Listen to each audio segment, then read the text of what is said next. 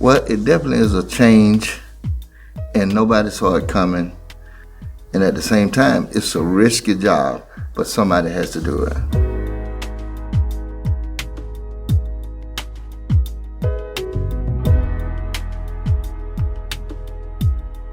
On a daily basis, we're gonna have to make sure our restrooms are very clean, sanitized, and my custodians are gonna have to wipe down handrails, water fountains, desks, countertops, the whole 9 yards.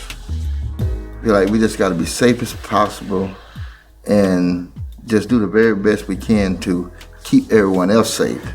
We just have to just trust God in this thing and do the very best we can to keep things safe and sanitized.